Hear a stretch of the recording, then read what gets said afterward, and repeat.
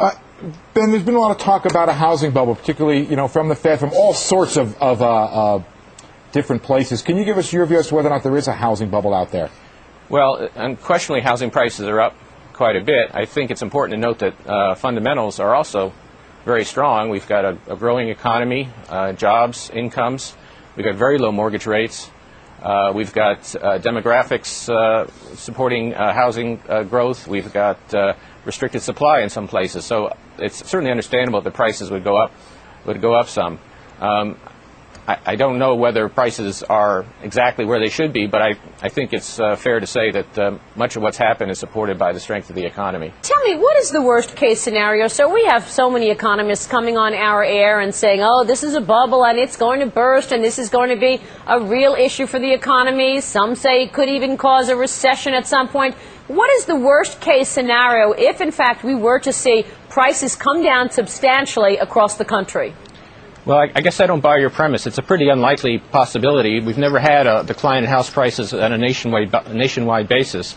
So what I think is more likely is that house prices will slow, maybe stabilize, might slow consumption spending a bit. I don't think it's going to drive the economy too far from its full employment path, though. So would you agree with Alan Greenspan's comments recently that we've got some areas of the country that are seeing froth, not necessarily a national situation, but certainly froth in some areas? You can see some types of speculation, investors turning over condos quickly. So those sorts of things you see in some local areas.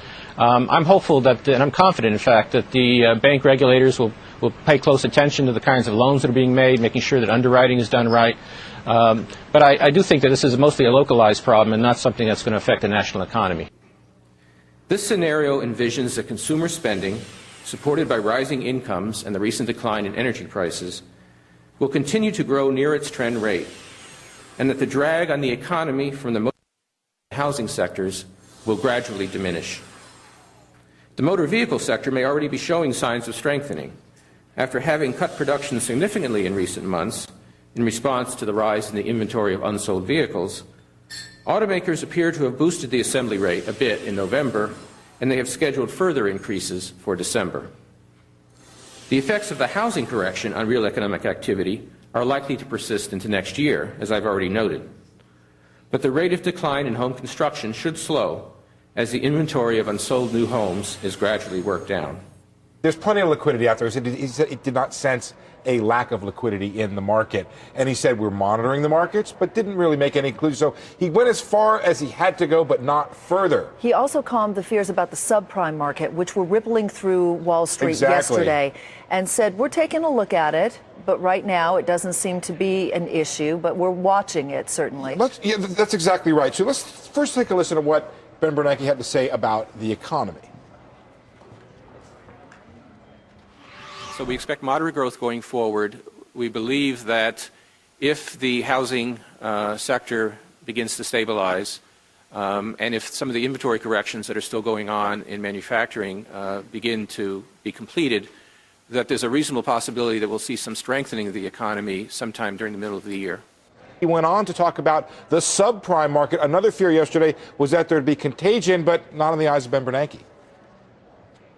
Our assessment is that there's not much indication at this point that subprime mortgage issues have spread into the broader mortgage market, which still seems to be healthy, and the lending side of that still seems to be healthy. The pace of home sales seems likely to remain sluggish for a time, partly as a result of some tightening in lending standards and the recent increase in mortgage interest rates. Sales should ultimately be supported by growth in income and employment, as well as by mortgage rates that, despite the recent increase, remain fairly low relative to historical norms. However, even if demand stabilizes as we expect, the pace of construction will probably fall somewhat further as builders work down the stocks of unsold new homes.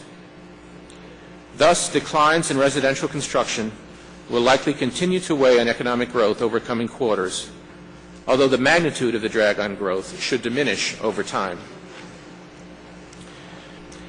The global economy continues to be strong. Supported by solid economic growth abroad, U.S. exports should expand further in coming quarters.